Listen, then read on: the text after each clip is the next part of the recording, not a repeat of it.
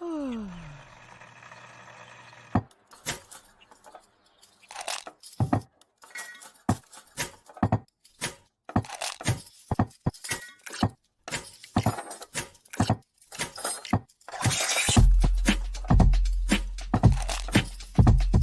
morning. Good morning. Java Delight will uplift you. Stay tuned. The show is about to begin.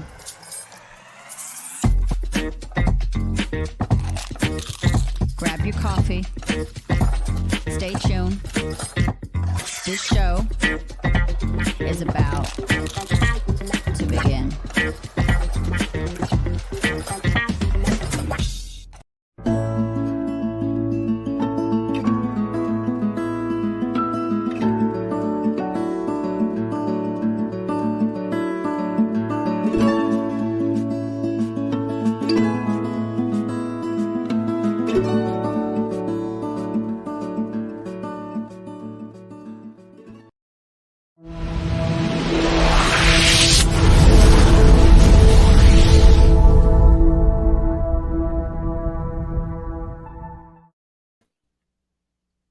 I feel silly.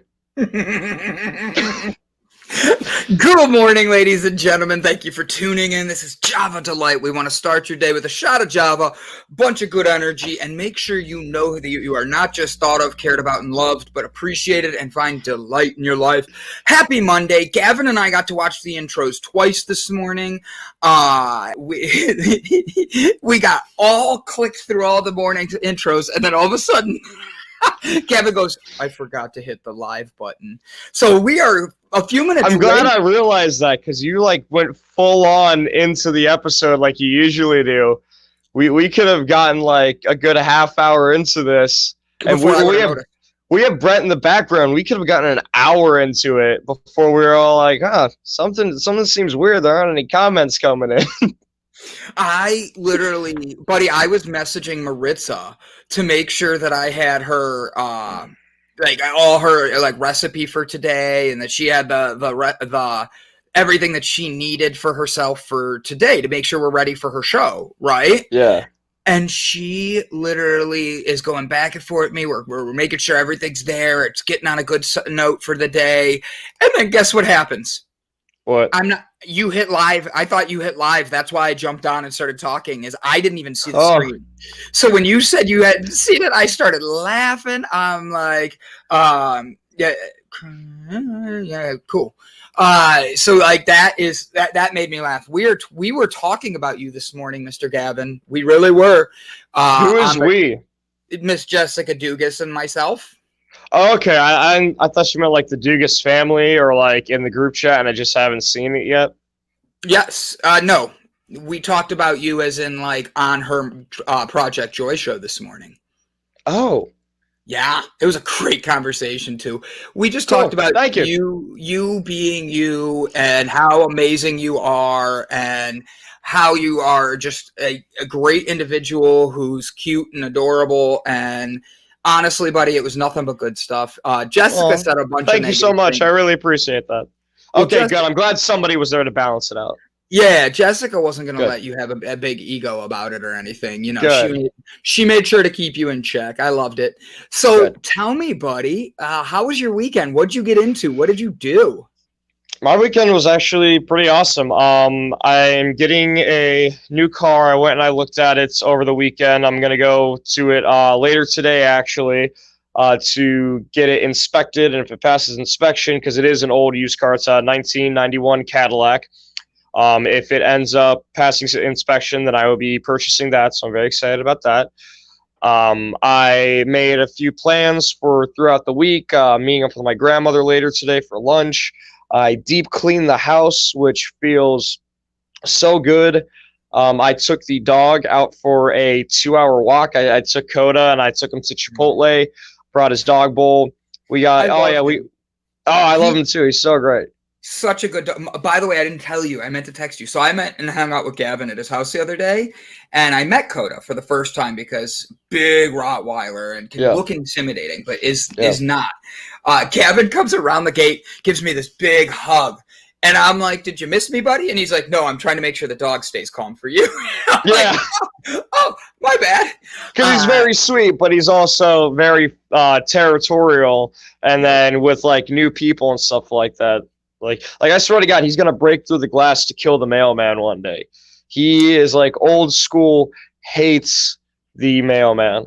Yeah, like I can understand it. Like old school, like dog hate the mailman, right? Yeah. Pimp daddy. Yep. That's what I'm gonna be. I'm going to do all the prep work on the body, and then I'm going to get a brand new paint job on it. Then I'm just going to save up a little bit at a time, and whenever I got enough money, just do something new to it. I'm very excited. So tell everybody, like, that is your thing you're grateful for. I'm assuming that's going to be the thing you're really grateful for today. No, the thing that I'm grateful for is that I'm motivated and crafty. I built a bed frame today or this weekend. I'll send you pictures really quick on you want me to send them on Facebook? Do you want to pull them in the screen, or can you not do that? Yeah, let me send them to myself on Facebook because they're on my phone, and then I'll pull them on the screen. You got it. What I'll do is I'll pull you out, bring Brett in, and I will start my positive thing. That way you could set yours up. Sound good? Yep. That way, because you're sideways right now and frozen, and it looks amazing. Ladies and gentlemen, I would love to introduce to you one of the smartest men in Nevada. He is North Nevada too, and he lives in South Nevada. Don't worry. He's the smartest man in the house that he lives in all by himself. That's the guy. That's true. I'm the smartest person in this room right now. No matter what. Like, that's my positive. So, Mr. Brett Gordon, do me a favor. Start your day off by telling us, what are you grateful for, my friend? I'm going to share a picture that actually is one of the things I'm grateful for. Do you got a picture too? There's Gavin.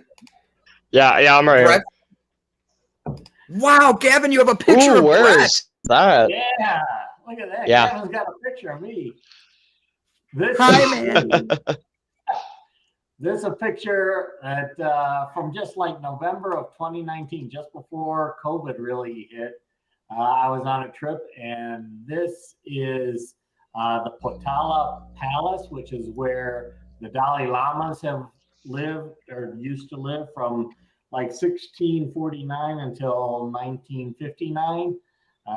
In Lhasa, Tibet. It's pretty amazing place, and you're at about 11,500 feet, 12,000 feet in this area, so pretty amazing. And was just thinking back on that and how amazing that trip was. That is awesome. Did you meet the Dalai Lama? No, Dalai Lama got basically run out of this area. It used to be his residence. But China came in and pretty much ran him out, so he's living in India right now. Oh, wow. Dang. So that was what you're grateful for today. Can you explain what this made you grateful for, Mr. Gordon? Like, what does this picture mean to you? It's a part of a memory of a trip that I was on called the Journey of Lights with Roger Hamilton, who is the creator of the Wealth Dynamics model that I use, and getting a chance to just meet some amazing people to go on it was about an 11-day trip that started in India, in New Delhi, got a chance to go to the Taj Mahal, and then we went to Nepal and Kathmandu, and then we went to Tibet, and just to be able to hang out with some amazing people and take this journey together, which was during also there's a festival of lights that goes on, and that was kind of correlated with this trip that we call the Journey of Lights. So to me, it was literally an enlightening experience, and just had a chance to really see some amazing things.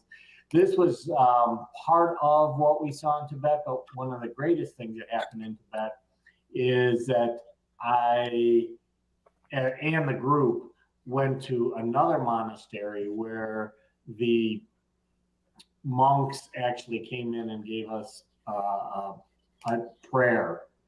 And just listening to them chant in that less commercialized. I mean, this is kind of commercialized now with all the tours that go through there, but the place that we went to was not.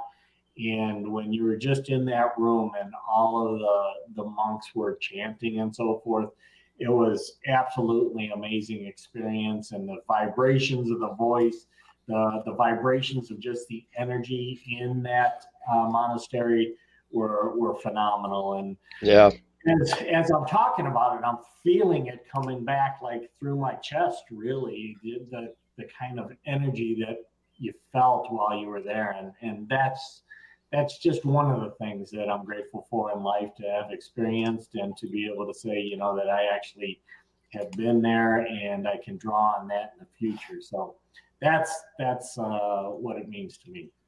I love that. That sounds like an amazing trip, buddy. Yeah. Yeah. Gavin, show us what you're grateful for. Guys, don't forget to go hit that like, love, share buttons with us. We want to make sure we're getting as many people as we can to understand that we're just bringing positive affirmations, joys, and a shot of Java in your day. So, Gavin, this is what I was up to all weekend. This is what it started out with. And where there is a will, there is a way.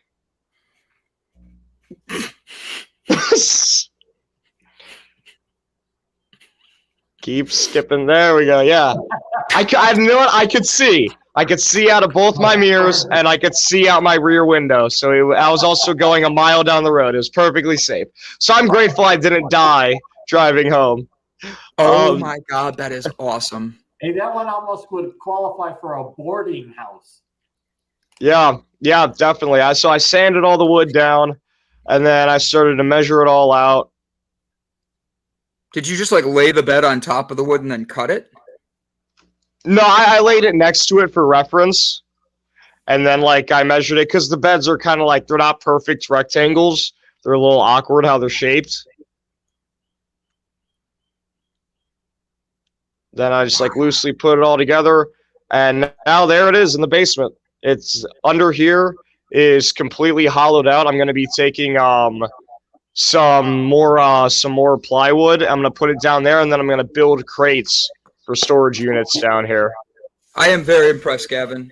So that's what I've been up to for the past day and a half. I'm pretty grateful that one, that Home Depot is right down the street for me. That was nice. And then I'm also grateful too that my stepdad has all these tools in the garage. The only thing that I needed to really get was the sander, just because I couldn't find the one that he has, and I also wanted to get it done really quick. Yeah, I know. I definitely will make one for you. In all honesty, while wood is expensive right now, I probably only spent a couple $100 on everything, and I was looking them up online because I was originally going to buy one. And I saw ones like that. I'm like, oh, that's awesome. So I kind of want to make something like that. And I was looking it up, and they run for like minimum $1,000 for a bed frame like that. So I am more than happy with my time investment. I love it. So you're grateful you have your own bed. You not only have a bed, you built your bed frame. Yeah, I literally made my bed. Well played. I like that. That's actually really cool, buddy, because the truth is, like, to build it like that means it's yours. You feel the passion of it when you fall asleep in there. I think that's a great thing. I love that's what you're grateful for. You took some self-love. Speaking of self-love, everybody do me a favor, because I'm about to do my gratefulness for the morning. Start writing. Shut up, Brett. Start writing. I saw the face you made. Do yourself a favor. Everybody start writing what you're grateful for. Give us something you're grateful for. We want to read them live on air. We want to be able to spread positivity, joy, excitement. But I'm surprised you didn't make the platform out of recycled PET bottles. I didn't have enough bottles. I thought about it. You made your bed, and now you're going to lay in it. Yes, I am. So I'm grateful because I actually took the weekend to take some time for Brandon. As both these gentlemen know, and I'm sure a couple other people in this group, getting in touch with me can be very difficult. I will go 100 miles an hour and then have 10 things I need to get done.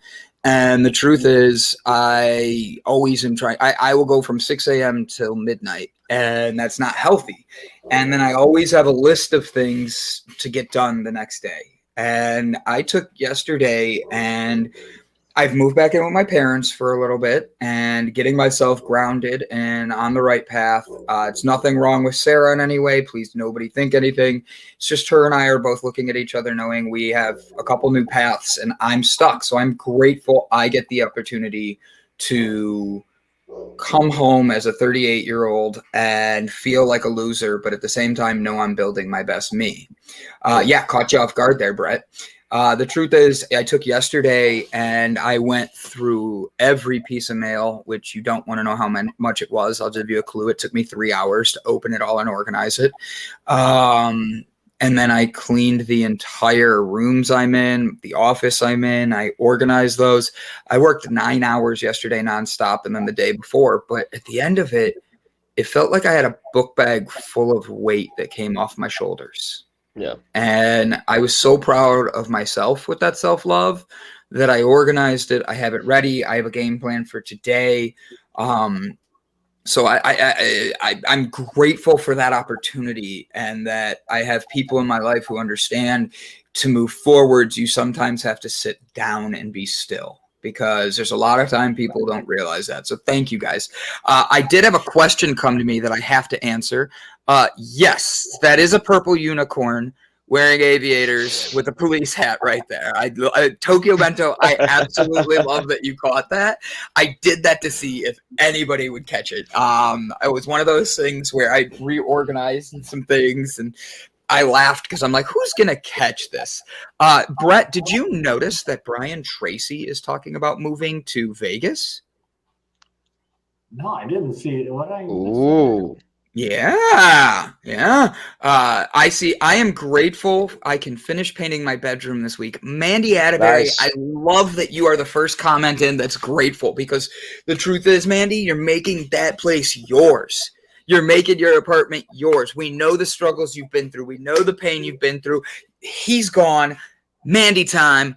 Guess what? Paint it that color you want. You ever wanted to paint a room black?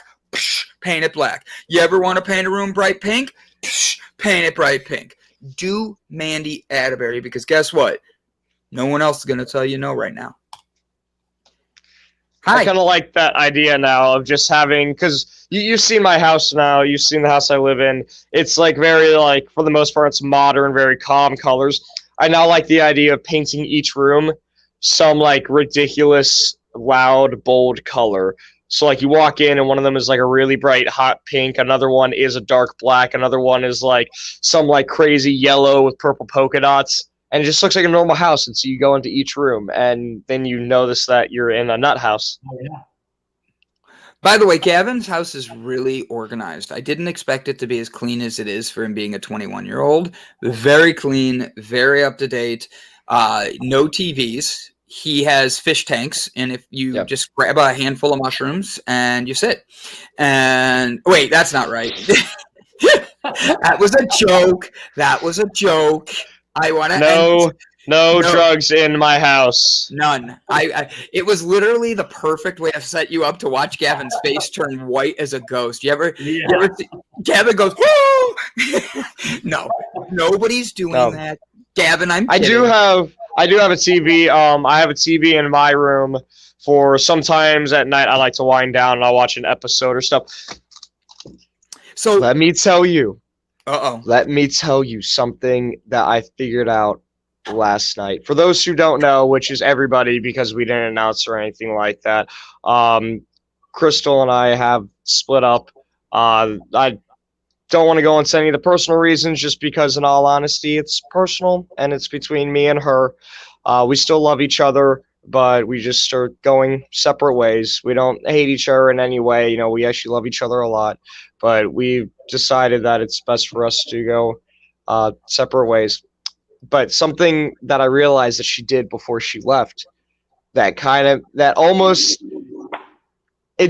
not even mad about it because I would never think to do this, and I'm just more shocked that she did.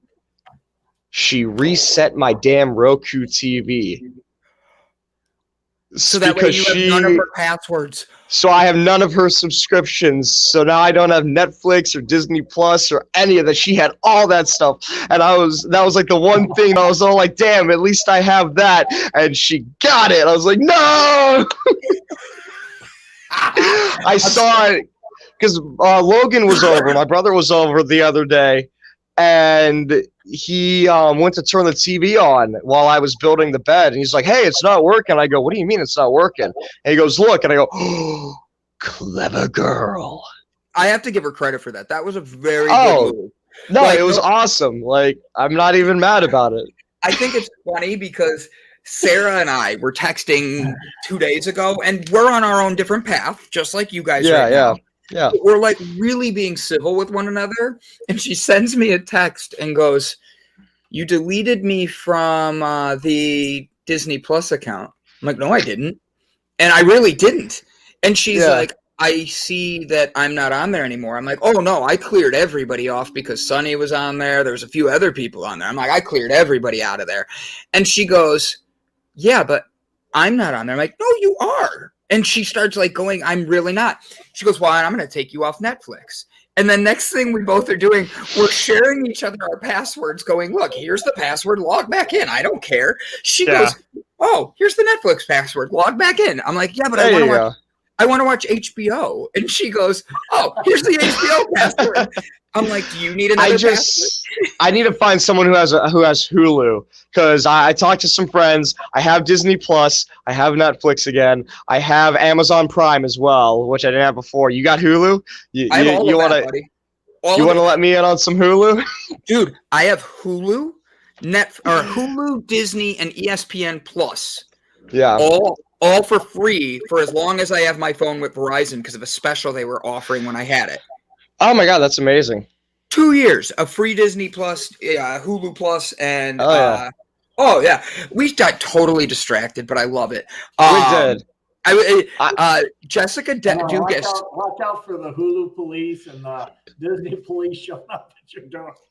Disney police are like, never mind. I'm not going to make my joke I want to make. Show up at your door. Hey, welcome. Yeah. I see you're using it. You're not logged in correctly. You're not using your. Oh my God! I'd be kind of terrified. Have you seen how South Park depicts Mickey Mouse? For those who haven't seen it, there's an episode in the very beginning of like halfway through South Park seasons where he's working with the Jonas Brothers and they have the purity rings and they're not comfortable with wearing them on stage. They're like, can't we just make music? And Mickey Mouse comes up to them and they start I think it was like Joe Jonas starts talking back to Mickey Mouse, and Mickey Mouse kicks him in the shins, kicks him in the groin, and then knees him in the face. And he looks at me and he goes, oh, so do we have a problem here, boys? And they're like, no, we have a problem. He's like, oh, that's good, except that we had a problem for a minute there. I like how it's the most gangster Mickey Mouse ever. Yeah, let's hear your impression. Hold on, wait. I bet Brett does not do Mickey Mouse. I bet Brett can do a Donald Duck. I've never done Mickey Mouse. I guarantee it. Can you do a Donald Duck? I haven't done Donald Duck either. I feel like he'd do a good Goofy. I'll never do it, even on the beach. I'll never do it. So Jessica Dugas says she's grateful for her eyelashes. She plugged a small business today, and I have to be honest, her eyelashes are on fleek, even though I don't know what that means.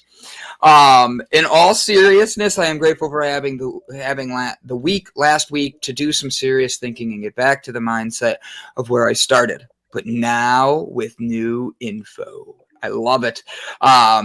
The break by Gavin, he got tired of us. The interesting thing in the conversation that we've been having behind the scenes of the show this week, when relationships end. There must be something in the water, or is it the fact that the moons are shifting and we're just starting a new moon and we have some new stuff happening? It's a big time of shifting in relationships right now. It really is. If you're going through a relationship and you're going through struggles, guess what? Here's the truth. You're not alone. You just heard two of us who are going through it. Brian Tracy, I know, is like going through a lot right now, and he just needs some good vibes, especially when he's thinking about quitting his job to go literally just be a blackjack dealer. I could see him being like, I could see it. So, Brett Gordon, you are here to talk to us about leadership and being a leader and carrying ourselves. Everybody, before we forget, don't forget to email Brett Gordon at brett@businesses-are-people-too, not business at people-too. I've made that mistake one too many times. Brett had to go create another email address just for businesses. Business are people. I had to buy the URL. I had to create a new email account, all because Brandon couldn't spell the name of my company. So here's the thing. It's not that I couldn't spell it. It's, you know, when you have it saved and you've typed it wrong once and it always brings that one up. Yes. There you go. So your businesses are people too, is business people too. Like I've had passwords like that where I type them wrong and it doesn't have a confirmed password thing, but then I click remember me on my phone. And so every time I have to use the thumbprint because I don't know what the actual password is, there's a typo in it, which makes it a great password. It's so good I don't even know it.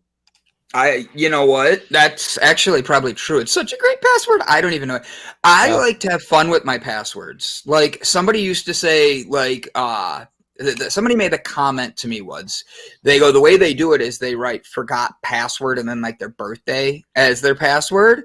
Yeah. And I'm like, really? And they're like, yeah, that way when I write something and I get there, it says, you forgot your have you forgot your password? And they're like, oh, that's my password. I'm like, oh, you're an idiot. I do something along those lines, but I don't want to give away my secret. Because then everybody will know all my passwords. Oh, I'll tell people my password just because they'll never be able to figure it out. It's 314 apple pie, but I have very specific keys capitalized or changed out with different symbols, and then I have several symbols at the end of it. When you say pie, are you meaning like 3.14? It's a pun. 3.14 apple pie. Oh, I did catch that. Yeah, it's a pun. Yeah, and that's the thing too. You don't know if it's PIE or PI, and if I use ones or exclamation points. Like I have a bunch of the symbols changed specifically for that reason. Nothing like having pun with your passwords. Yeah. All right. So, Mr. Gordon, today you are going to teach us. No? Well, I just wanted to make sure that my volume was better. I see that. I fixed it. Oh, okay. I just fixed everybody's. All right. Well, actually, I'm going to go off of something that you just mentioned. You know how you can, like you mentioned about how you type something into the computer and then your spell check always brings that up again, even if it's wrong. Well, guess what? A lot of times in life, that's exactly what we do. We make a mistake. We have something that doesn't go the way that we want in our past. And every time something comes up that triggers that, we bring up this mistake. We bring up this event that affects us negatively because we brought it up again, and the meaning that we applied to it is negative. And we don't even know oftentimes what it is that triggers that, but it's in the memory, just like you mentioned, something in spell check. It's in the memory, and when you start typing or you just type in a couple of letters, bingo, it pops up again. And all of a sudden you made that same mistake again. And then you're like, I always make this mistake. And that's bullshit, because we don't always make the same mistake. We We might make it once, we might make it twice, we might make it 10 times. But that doesn't mean that we always do. And it doesn't mean that it always happens to us. It's just that oftentimes there's a part of the brain that they call the reticular activating system, or the RAS. So that's like, you know, if you're looking for a new car and you go out and you buy this car and you're like, wow, this is so cool. I've never seen anything. I hardly see a car like this. And then all of a sudden you get out on the road and now every car you see seems like it's my car. Mm-hmm. And that's because your reticular activating system is that thing in your brain that basically focuses on what you perceive, or what gets into your consciousness. We have, you know, so many things that happen in our life all around us all the time. I mean, literally trillions of things are impacting us throughout a day, but we only really perceive a very small amount of those. And that's because of the filters that we have. Otherwise, our brain would be totally jumbled. And there are people that have those challenges. They don't have these kind of filters. And oftentimes these are the people that end up in institutions, because you just can't handle all the stimuli that are happening around you all the time. But the thing that we have to remember is that when we do trigger certain, or there's triggers that bring up certain things, doesn't mean we have to relive them in the way that we lived them at the time it happened. Or more often, it's an event that happened at a time. Oftentimes it's when we were kids, and we had a meaning for it when we were a kid. But then when we look back at that event as an adult, oftentimes we make it even worse than it was as a kid. I know one person who had something happen to her. Her mother did something to her, which was actually something the doctor was kind of trying to tell the mother to do to the child. But it was painful. And as a baby, to maybe 1, 2, 3 years old, it was a painful memory, physically painful. But when she speaks about it now, 40 years later, she's applying these words like, I was violated. I was sodomized. And I'm like, you didn't even know those words as a kid. So you're looking back in your past and you're applying an even more negative feeling word to that event. And you may not even really understand what the reasons were behind those things when they actually happened. So what we have to remember is that, you know, when you're typing in and that spell check brings up that incorrectly spelled version of what you're trying to do, that doesn't mean that you have to keep it there. You can go back in and you can actually update the spelling, right?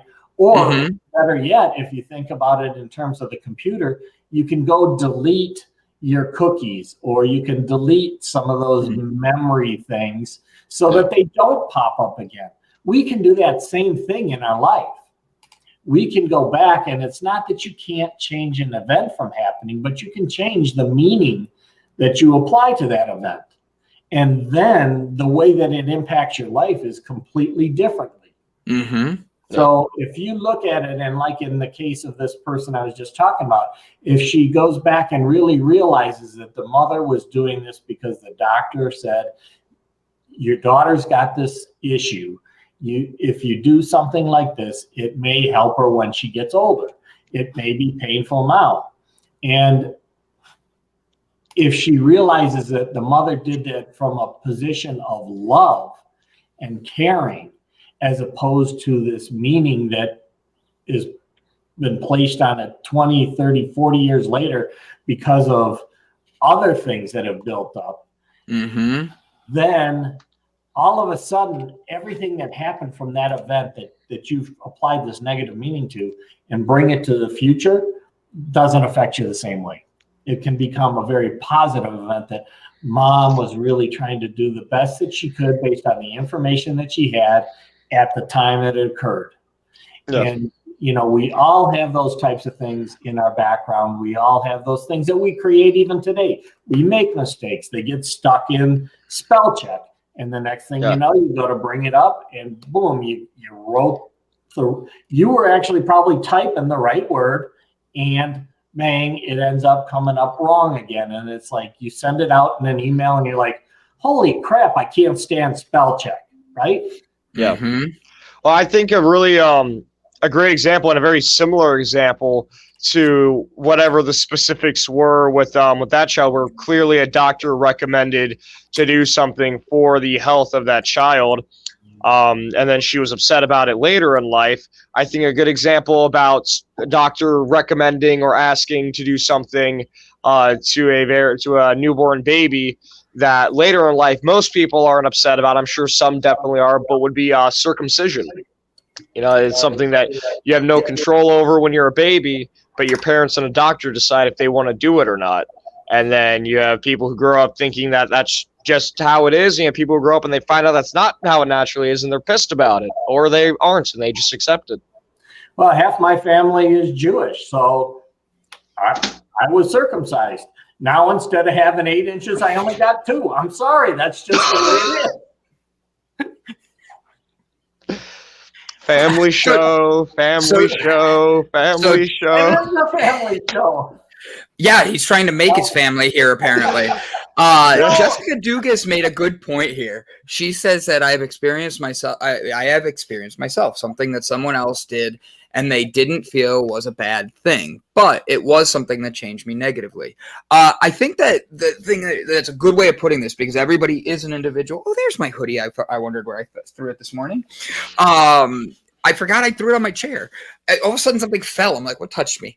But the truth is, like, we all do experience things differently. And I think what Brett's saying is, like, how we interpret it is, especially later in life, is, are we looking at it through a negative light? Have we looked at it through years of being there and not seeing that we've been looking through it through the negative light because we let it affect us like that? I saw it too. I saw it, you too. So, but it's one of these things where I was watching a movie with my family recently, my mom and dad, and we were watching it. It's called The Sound of Metal. It's about a guy who goes deaf and he's a musician. Yes. I've talked about it on here and all that. The thing about it is, when he goes deaf, he's never known what that feels like. And all of a sudden, he's doing everything he can to get to his next phase because he's so angry at it. He's like, I can't believe I'm a musician. And like Gavin, if he loses his hearing, he is not going to like it. He's going to lose his mind. He's going to be like, I can't function. All of these things. I agree, Tokyo. But the thing is, he did everything in his power humanly.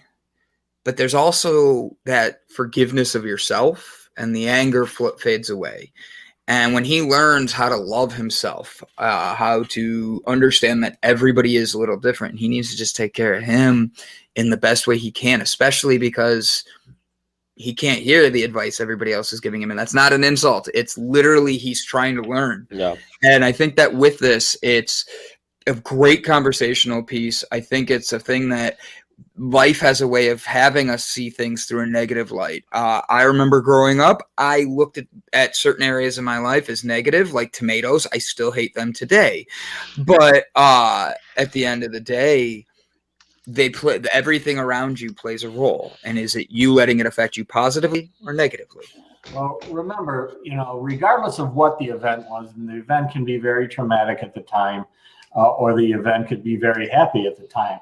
And oftentimes happy events, people place negative meanings on, and negative events, they place negative meanings on, and everything that they place negative meanings on. And then the whole world is like negative to them. Mm-hmm. It is our choice what meanings we place on things. If you take a look and you talk about how rough your life is and so forth, and then you take a look at some of these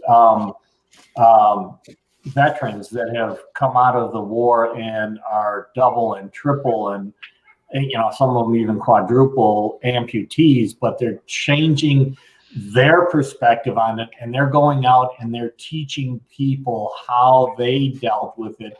And now they are becoming this tremendously positive person, which they would never have become if that event didn't happen to them. But they chose to place a different meaning on it. They chose to make it an empowering future, as opposed to looking at it as a disempowering future. So those are the types of things that we do have control over. It is our consciousness that really can set a different meaning in a different future for us because of the meanings that we placed on things in the past. When you're always fighting against something in the past, you're choosing to suffer. Yeah. So go ahead, Brett. I was going to ask a question. Go ahead. My thing, I just didn't want to interrupt because you might answer my question. But the thing is, you're 100% correct. How do you know you're looking at it negative, though? Like in the movie, the Sound of Metal. I honestly think we should watch that, Brett. It's on Amazon, and then have that. It's a great movie. It's a great movie, and I think it'd be a conversational piece you and I could go through. And I would even have the two girls on that were deaf just to talk about that, because the perceptions they give are really from a hearing's perception, and we don't realize how offensive we're being to certain things. And I think that with what you're saying, you're 100% right. I agree with what you're saying, that we all have this, but breaking down barriers and seeing people as individuals and seeing people as like who they are as themselves, and really figuring out your best you is the hardest thing in life. And that, how do you find when you're off your beaten path? That's something that takes a lot of it takes introspection. Introspection. Thank you. I kept thinking inside you, and I'm like, that's not right. Well, and this kind of all translates back into some of the things that we're going to start to drop here, starting tomorrow or starting today. Soul, the movie that we reviewed, and talks about how somebody thought that their whole reason for being was to be a musician, and then basically died and went in between heaven and earth, essentially. And then he realized that isn't his only reason for being. In fact, there's a whole lot of things to appreciate in life. And what we really need to do is, and this is not an easy thing always, and it's why you oftentimes need an advocate. Again, I'm not a big fan of saying coaching or going to a shrink, because oftentimes what the shrink does is they have you talk about it again and again and again and again. And every time you talk about something negative in a negative way, you just drive it deeper inside you. Yep. You need to stop that pattern, and you need to start thinking about, what positive things can I apply to this event? What have I learned from this event? What can I teach others so they don't have to experience this event? How has it enabled me to make my children stronger because I had this traumatic event in my past? These are the ways that you can go about doing it, but you need to sit down and you need to open up your mind. You may need to find something to put you in a happy place. Oftentimes, I will go through an exercise with people that I work with and actually anchor in your happy place. Have you actually think in your mind, think of the place that you feel most calm or most happy, and think of all of the colors and all of the smells and all of the sounds, and drive that to the point where you're just so elated, or so calm, whatever that place is for you. And then we anchor it to a particular touch that you can do for yourself that is not something like that, but something that you're not going to normally do, because you want this anchor to be triggered when you want to do it, not because of something that somebody actually taps you on the shoulder and triggers that event. Go ahead. I just don't want to interrupt Gavin if he's going to want to say anything, because I know how much I talk, guys. No. I left a session just recently for Reiki, and then I had a hypnotic session recently too. And I had a deep hypnotic session recently, and we were working on letting go of past traumas. So it's interesting that this is the topic, because that was what we did on Saturday for 2 hours. Like it was just it needed it. We both saw it. What was interesting is I had my eyes closed, and in that 2 hours, my eyes were closed. You could see the bags under my eyes in the video. You could see the stress on my face of everything I needed to get done. You could see I just wanted to be doing something else, but I needed to be focused and sat. Before we were done, all I did was let her lead me, and I just sat there quietly. And before we were done, I looked like a new person. I looked revitalized, and all I was doing was sitting here and listening and letting the universe and her help break areas in my brain that were holding me back. And then the next day I got 9 hours of things done that I normally would get nervous about and not do. And I say that as a way of saying that sometimes your breakthrough moment might not be what you think it is. Mm-hmm. It's not you making $1 million in a business. It's not you signing a contract that says, oh, my life's gotten so much different and so much better, we're going to change the world with this. No, sometimes your breakthrough moment is taking that moment with you, taking that moment to reset yourself and that quietness. I say that because one of the things I did, Brett and I were texting Saturday, and he's like, hey, do you want to get on the phone? And I'm like, I'd love to, because I'm not doing anything I want to do. I'm literally like mulching with my mom. And in between mulching, I'm helping my dad put up a fence. And like, for real. Like, I'm dumping. That sounds like a blast to me, in all honesty. Not when both parents want to talk to you and they keep stalling you. And then they're like, why is this taking so long? And I'm like, okay. I'm work and talk. But that's the thing. I stayed in this quiet zone, and my parents thought something was wrong with me because nobody's used to me being quiet like that. And honestly, it was right after therapy, and I had nothing I wanted to say. I didn't have anything to complain about. Yeah. I didn't have anything I wanted to vent about. I didn't have anybody I wanted to talk about. I wanted to be in the moment and let the sun beat on me. I got a little bit of a tan. My Ninja Turtles were happy. And nice. Yeah, dude, Leo got a good tan. Look at that. There you go. But like, it was that moment of me being able to flow, and I just kept moving. And I don't think a lot of us realize how important that is. I go out a lot, and I could sit there, and the minute I'm quiet, everybody thinks I'm upset about something. But when I'm actually talking, they don't really want to like hear what I have to say. And I don't mean that in a bad way. I'm meaning it as in like they're just doing their own thing. So I realized how much my talking can be a distraction for not just myself, but for others.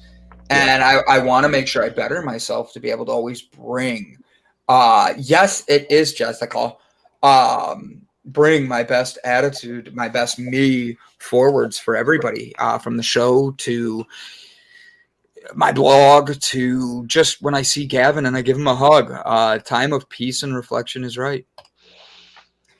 Yeah, and there's certain things that you can do, and we've talked about this in the past. We talk about this in a lot of the shows that we're going to be dropping, is changing your physiology. That's the very first and most powerful thing to make a change in you right now at this very instant. Something as simple as grabbing a bottle of water and literally just chugging it down, because oftentimes we're dehydrated to begin with. So when you drink that water fast, you get it into your system, and your body will start to absorb that, and you will feel the impact of it. The other thing is to breathe deeply, because oftentimes, especially if you're not feeling happy or you're feeling depressed or sad, or you're breathing very shallow, your shoulders are usually hunched down, and you're in a physiological disempowering state.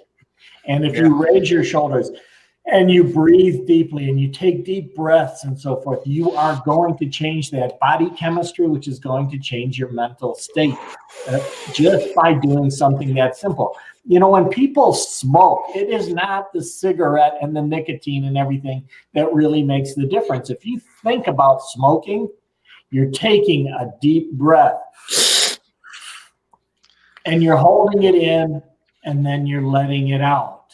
you can do that exact same thing just by breathing that way. Just breathe in, hold it for a few seconds, breathe out slowly, breathe out deeply.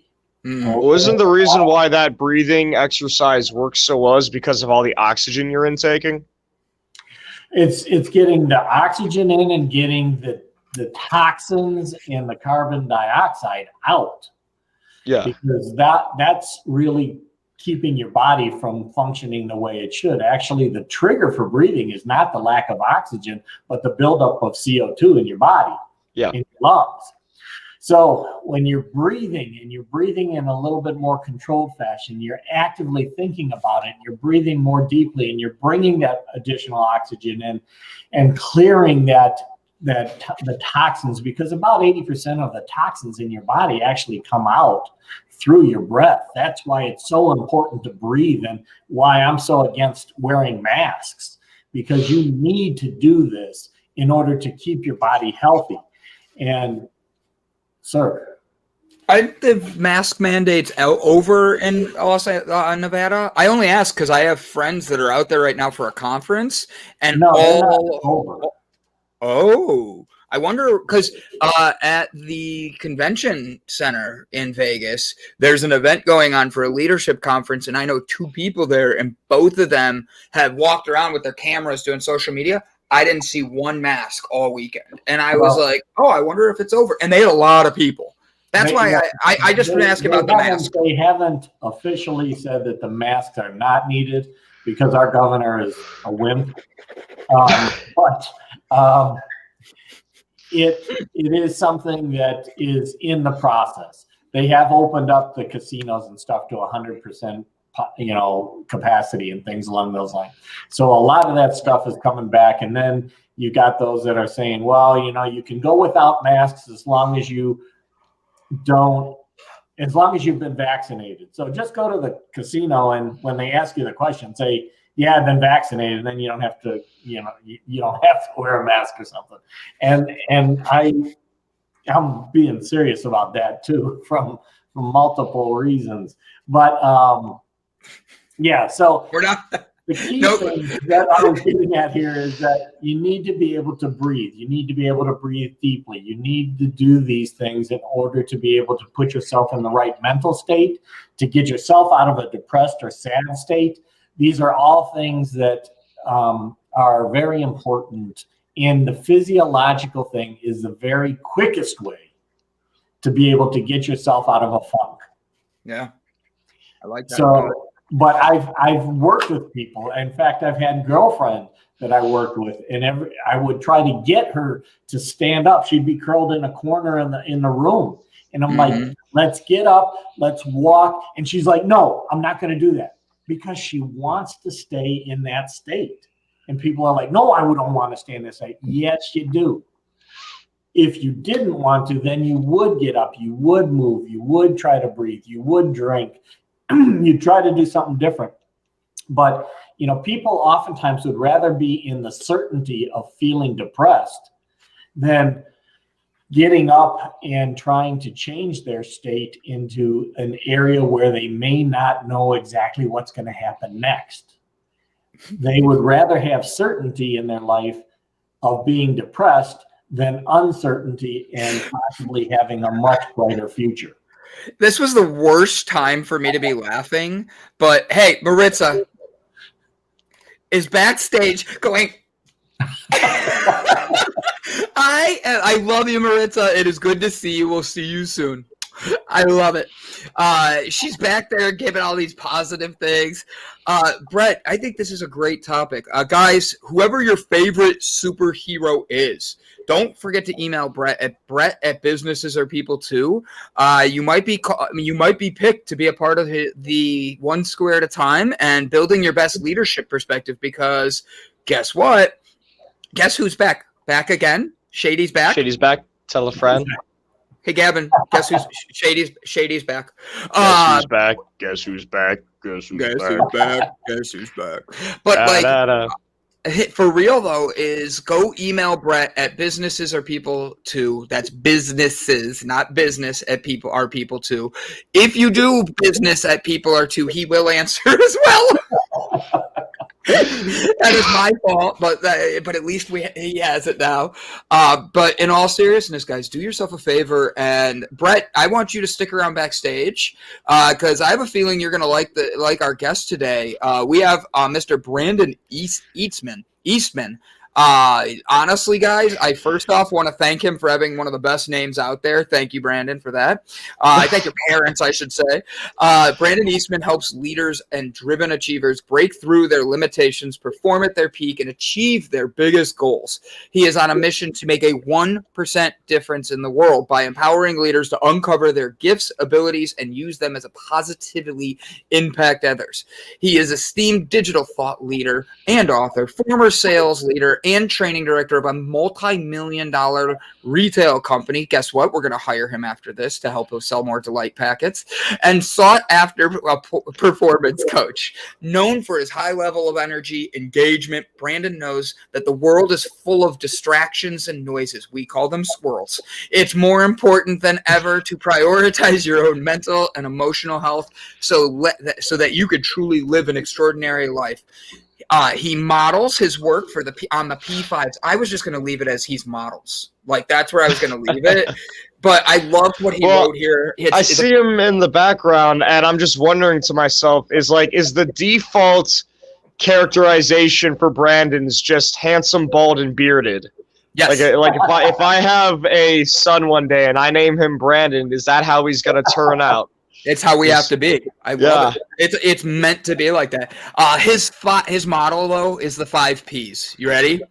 Yeah. Having a plan, surrounding yourself with the right people, uncovering your purpose, making progress, and having the power to fuel it all. Motivation renewed and clarity guaranteed when you connect with Brandon. I love this. Brett, are you going to stick around? Yeah, I'll stick around. I think the 5 Ps of life are a lot more useful than the 5 Ds of dodgeball. Dodge a wrench, dodge a ball. Yeah. I don't remember the Ds. It's dodge, duck, dip, dive, and dodge. There we go. I'm going to bring him in. Ladies and gentlemen, please help us introduce Brett. I'm going to move you to backstage to help with us and all that. Mr. Brandon Eastman.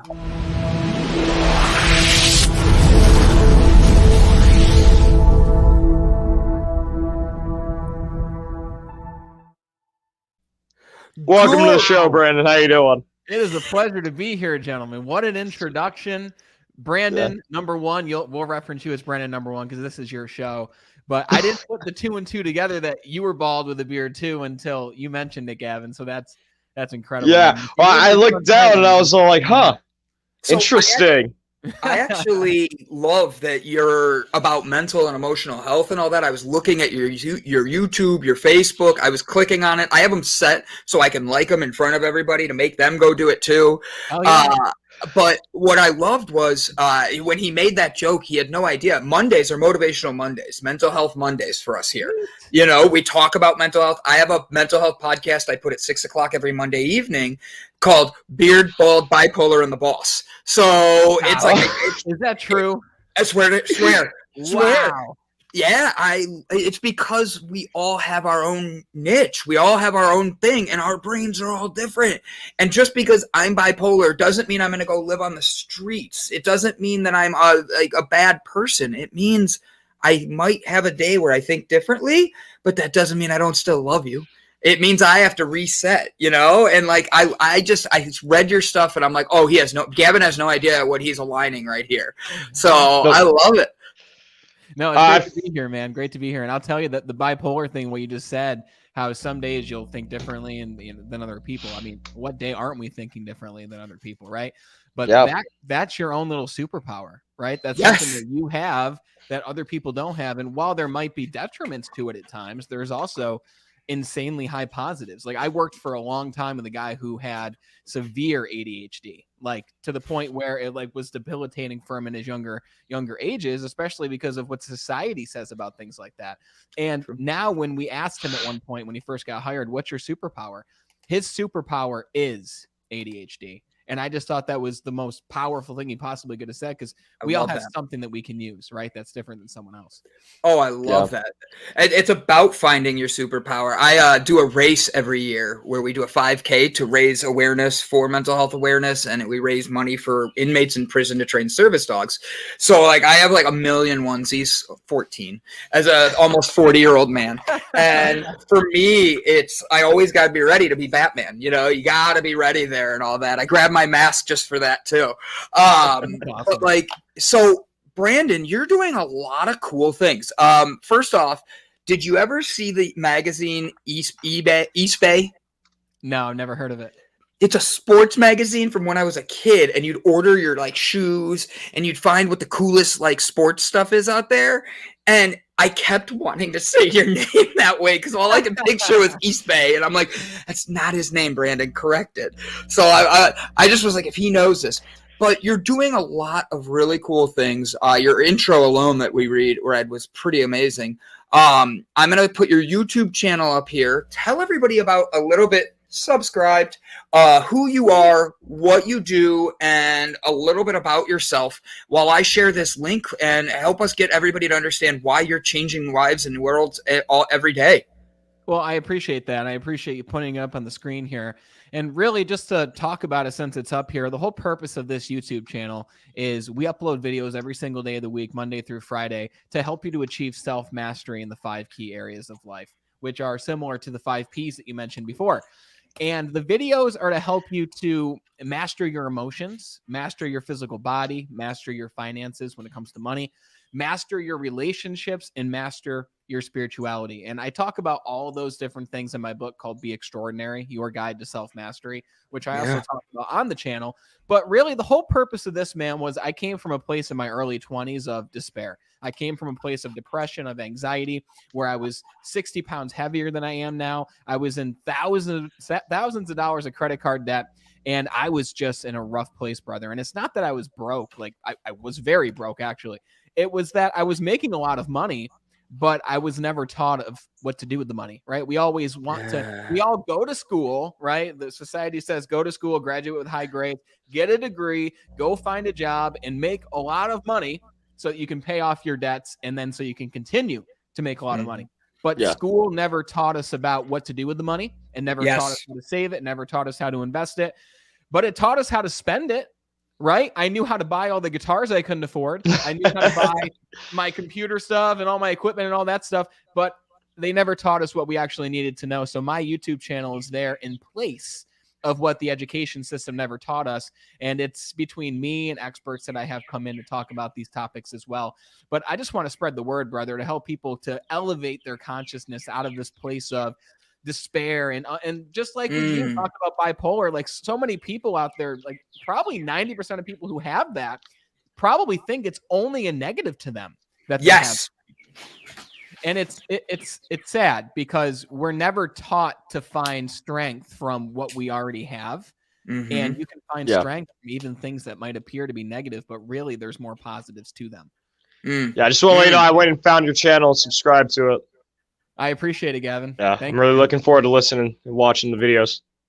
Love it. Everybody go subscribe. We shared the link. Don't worry, Brandon's going to come back. He's going to resubscribe to Delight too. He's going to be a part of us, guys. I love his energy. I love what you guys are doing. I love the idea of the morning show and positivity, because let me tell you what, guys, there was nothing like Java Delight when I was looking for help, right? I didn't even know I needed help until a mentor said, hey, man, you should probably start to focus on your health a little bit because you're heavily overweight. You want to be a leader in the company, but you got to fix this thing about you before you could ever start to help other people. And it was a huge wake-up call, but where I'm going with this is I wish I had a Java Delight, a morning show that only spreads positivity and has people who talk about leadership on. And even what we were talking about with the last gentleman, like those are such powerful principles, how people can stay in a state And they want to, even though they consciously think they don't want to, they are, because that's what they're exhibiting. You can change in an instant. It just comes down to a decision. But me, the whole turning point for me from going to depressed and overweight and all those things, a big part of it was listening to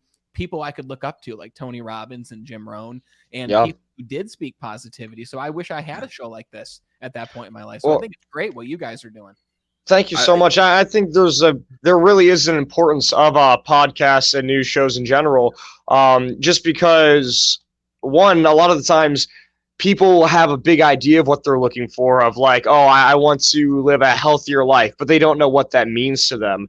And you don't really know what you know, or you don't know how much you don't know until you know what you do know. So by coming on to something where it is just a positive news channel, and you're able to listen, you find out things like, oh, okay, maybe I need to start exercising more, dieting, and then you can properly start to research that. And on top of that, people don't like being talked at. And that's what I love about podcasts, is we can have this conversation with each other and ask ourselves the hard questions, and the guest the hard question, and the listener can just sort of live vicariously through us and figure out that information they need to, and hear those difficult messages they sometimes need to, without feeling like they're being shunned or talked down to or talked at. It's just, they're just listening in on our own lives and how we've come to learn to be who we are. 100%. And, I'll follow that up with, and sometimes the people you're watching, you see them where they're at now. You didn't see them where they were before they got the StreamYard subscription and they started a show, right? You didn't see them where they were when they had the realization, hey, I made these changes. Now I want to help other people make these changes. Right. But, people see me now and they're like, oh, this guy with a ton of energy. This guy looks like he's got great things going for him. But they didn't see me when I was afraid to leave my apartment at one point, because I didn't want people to see who I'd become. They didn't see me when I opened the letter from the IRS saying I owed thousands and thousands of dollars of back taxes, because another thing, we were never taught about taxes and how to pay taxes and all those things. Yeah. Like, you don't see people where they were, you just see them now. And podcasts are great because we tell stories on these shows. Yeah. Right. We tell stories of where we were and where we are now, which it's not even where we are now that motivates people, but it's that story of what we came from that really helps people to make those changes. Yeah, absolutely. So I remember my moment where I broke. I knew something needed to restart. And it was, I came home from work. I knew that if I went to work the next day, I would probably lose my mind. And I was running a very corporate store that was one of their bigger ones. And I had enough. I went downstairs to the basement to watch TV. I rolled the futon out and set myself up a king size bed type of thing with a couch and all that. I fell asleep and I didn't wake up for 4 days. For real. It was up to go to the restroom, eat, and back to bed. And for real, I had no energy. And I saw that I was breaking. I saw that I was not in a good spot and that I was not me. I didn't want to leave. It became very easy to become negative.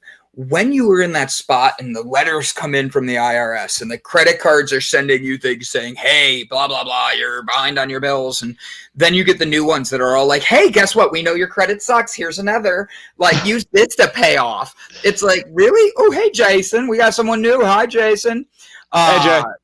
So sorry, I always like to say hi to new people. ADD. I am the H in ADHD, just so you know. I'm hyper. You'll see if I get distracted very quickly, even in the middle of my own talking, the comments come in of squirrel, because everybody makes fun of how I just get so quickly distracted. But it's me. I hear you, man. I'm the same way. I love it. What do you do when you saw you were in that dark place, Brandon? What did you do for Brandon to break that from stopping, caring? I'm going to use that word, caring what others think, to where you actually got out of the house and were like, F it, this is my day. I didn't have a choice. If I wanted my fiance to stay in my life, I had to make giant changes, man. And I will tell you, I'm very lucky that I have my fiance, or now she's my wife. But which congratulations at the end to the story. Thank you very much. We've been married for almost 4 years now, so it's awesome. That is awesome. And yeah, it was pain. And when I opened that letter, man, and it wouldn't have even happened in the way it did if she wasn't home when I opened it, but she was. And if you either of you have significant others in your life? We have in our lives. We literally opened up the episode. His fiance and him are working on other ways, and my fiance and I realized that our lives are headed to different directions, and we mean nothing but the best for each other. And that was how we kind of opened the show. And then we're like, all right, what are you guys grateful for this week? like we're trying to be positive, but going through breakups. But I know Gavin still respects his girl. Yeah. And I text mine that I love her yesterday still, because she knows I want nothing but the best for her. Yeah. And it's just, this is meant to be a good thing. But you asked if we are dating anybody or anything. So Sarah, currently we are both single. We're not dating each other yet, but hey, listeners, you hear that? Keep that in mind. It just means you guys are on to the next chapter in your life, which is beautiful in itself. And, and I agree. Me, in those relationships, you understand when you open a letter in front of them, they're gonna ask the question, "What's the letter? Who is it from? What's it say?" Right? It's just like this autonomous thing. Yeah. And I opened it, and she asked me that, and I my whole my face melted off of my body, my whole body. You know that feeling you get when you just get really warm and your stomach drops, and you feel like it's an out of body experience. It was an moment. And I said to her, well, so we have $12,000 to pay back to the IRS. And it doesn't sound like a lot of money, but back then it was a gigantic amount. Wow. I was even now that's a pretty penny right there. 12,000. Yeah, man. Yeah. And Jesus Christ. told her that, and this was on top of her recently coming to the realization that I was in the debt that I was in. And she's like, babe, I thought you were almost making 6 figures a year, and you're over $10,000 in debt on this one credit card. And I said, yes. And she's like, how much do you have on the other credit cards? And my honest answer was, I'm not really sure. And she's like, well, we need to look them up right now and figure it out. And it was never said, hey, if you don't fix this problem, we're not going to be a thing. That was never said. It was just kind of a known thing, an understood thing of you got to get your shit together. And that was the turning point for me, man. Just like what you're talking about with sleeping for 4 days.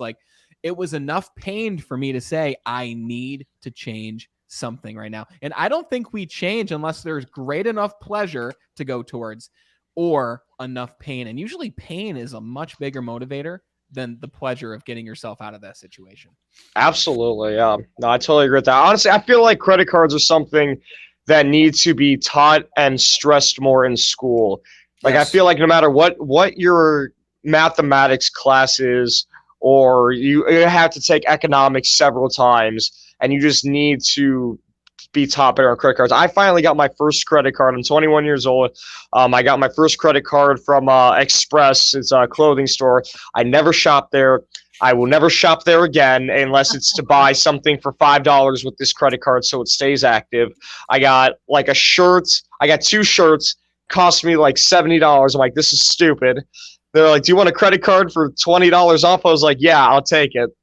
And I used it the one time, and now it's in a safe. And it's going to stay in that safe until about this time next year when I go to buy some bracelet for $5 off the clearance section so it stays active and I have a good credit score. And that's it.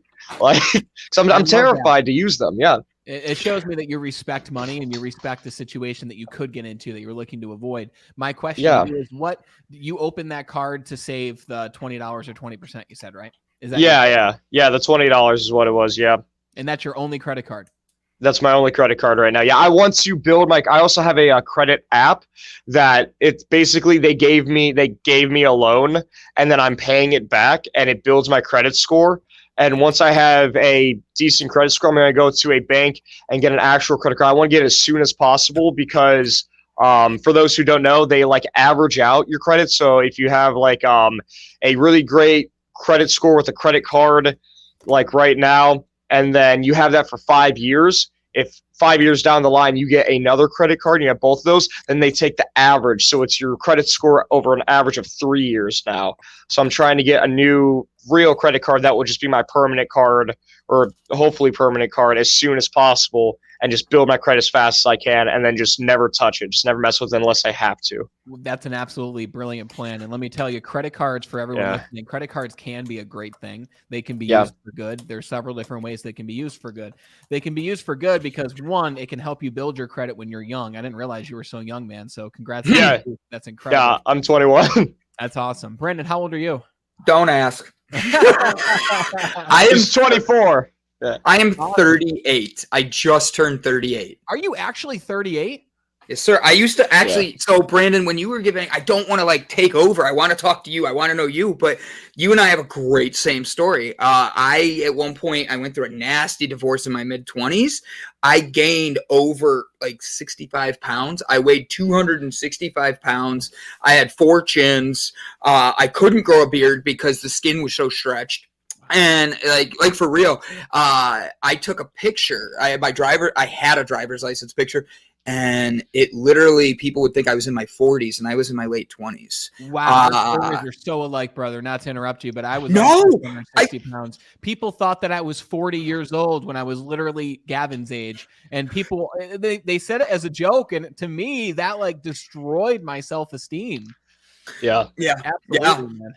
I love it. I want to do one quick thing, because my thing was diet, and then it turned into, because I was a youth pastor too, it was diet was the first thing that changed. And then it was opening up to understanding exercise and why proper exercise is essential. And I never knew it until later, but meditation / mental health. Maybe you're not a meditator, maybe you're a prayer, whatever your thing is, it's those moments alone. You have to start at the top, like a car wash, and work your way down, because you can't just change one thing. It is a lifestyle change. You guys made the comment about school, though, and I wanted to jump back to this really quick. When we talk about school, we talk about teachers and how hard this is and all this, but how do you teach finances when a teacher's and I'm asking a question, so that way nobody thinks I have the answer, is they have 30-to-1 ratios on average across the country. They're being paid in some states way more than others, as we all know, but they're doing that because they have a passion and they want to see the best for our kids. But the state's also on their butt to make sure we pass certain levels. So teaching them the importance of credit to finances to all of that, it's not something that's fit in that bubble. How do you teach that when not being able to actually break through? You still have to hit these certain areas to make sure that these kids pass tests, or the teachers could lose their job. How would you guys recommend breaking that challenge to get into a new thing? I think there's a few things, and I think that's a excellent question. I think it's amazing to discuss this, because the more we discuss it, the more that changes could be made. Yeah. And the answer to it is the teachers are great people, right? Like you said, they have a passion, they have a purpose, they want to help other people to just become great human beings, but they're given a very limited curriculum. They're given a curriculum from the 19th century, not even 20th century. Like, they're given a curriculum from like old day schoolhouse where you meet and you teach kids like how to learn. Yeah. And it's just very old age, right? It's like the system's broken. And the system's never been changed. Just like so many people still live in the mindset of get one job and stay there for 40 years until I retire, and then retire with gray hair, got the dog, picket fence. Like, this reality that we're living in has changed drastically within the last 5 years, but more so, obviously, in the last 50. And the teachers want to help people. However, they just aren't really able to because of the system. And this is what I'll say. Because I would rather not try to make a dent in the education system, what I'm instead trying to do is to create more of a normalcy when it comes to self-education. And I love that. People like us who are out here helping people with our own stories, but helping people learn the things that they didn't learn in that age-old education system. Because I think people are great, but I think the system is not designed to help you. The system is not designed to help the people with learning disabilities or learning disorders or whatever that might mean. It's not designed for that. It's designed to raise people for the Industrial Revolution. And we're not in the Industrial Revolution anymore. We're in the education age. We're in the information age. We're in the age where you can take your smartphone and look up the answer to any question. But why isn't there a class on how to properly Google, how to properly research? We were told to go research things in school, but we were never taught how to research. We were never taught to have sophisticated conversations and interviews. And I didn't go to college. I went for a very short time until I realized I don't need to do this in order to do the things that I want to do. Some people do, right? But we're also still raised in an era where it's told to kids in high school, go to college, get a degree, get a job. And people are in college, 90% of them. I just went to my wife's graduation the other day, and she just got her master's degree. And she's doing something with it. She got hired on to her internship. She's in hospice care, and she really enjoys it. She loves helping people at that time in their life, and she needed school to get there. But if I had went around to each one of those graduates and I asked them, hey, what's your plan now? The first P, remember, you said it, Brandon, plan. You have to have a plan. They don't have a plan. They think once they have that degree, once they have that piece of paper, all the jobs are going to fly to them. But the first thing is they might not even want any of those jobs, right? Mm-hmm. And the second thing is that's not how the world works. It's not how it works at all. If you want to become something, if you want to earn income, you have to figure out a problem and you have to solve that problem. Mm-hmm. But we're just not taught that in school. This is an argument that I got in with my brother the other day, is that he has a cousin who's going to college to, I think her major is going to be like Egyptian history or something like that as her major. And he said he thinks that that's a very dumb major to take and that it's useless and that she's a waste of money. And my argument was that I don't believe that there is such thing as a useless major, but I think that people don't know how to apply the majors they go for, and that's where the issue becomes, where they're taught to go get a major, they find something they're interested in, but no one ever teaches them how to apply that information. No one ever teaches them what to do once they have it. And that's when you have people who they go and they study these things that they think are awesome, and then they end up working at a fast food joint. Yeah. Tony Robbins has a quote, man, knowledge isn't power. Knowledge is potential power. Yeah. So the more you know, that's all. I met a lot of smart people who can't get their way out of a paper bag, man. Like it's only powerful if you're using what you've learned to actually make progress. Yeah. I love that. Totally, you threw me off on that because I had something else I was going to go with. By the way, I love how you're like, Brandon, you brought it up, like the 5 Ps.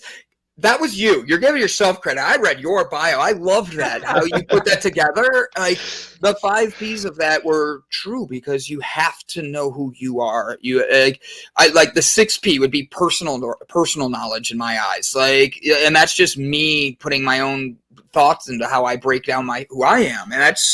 But I love what you're doing with that because having the 5 Ps makes you a better person. With the school, there's a lot of things that people are talking about that are like, oh, I made throwing stars. Oh, the school didn't budget properly. How can we teach budget if they're not budgeting properly and all that? Well, 100% correct. But at the same time, when do we look in the mirrors? When do we look at ourselves and say, okay, I need to make the difference in my life? Like, I love my sister. I'm going to put her on the spot for this because I know she's watching. She won't comment either.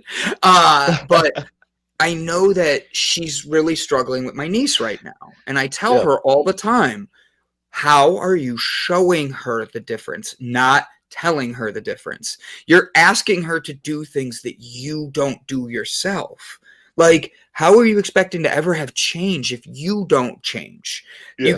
You have to be the example you want to see. So I love that you bring these things out in people.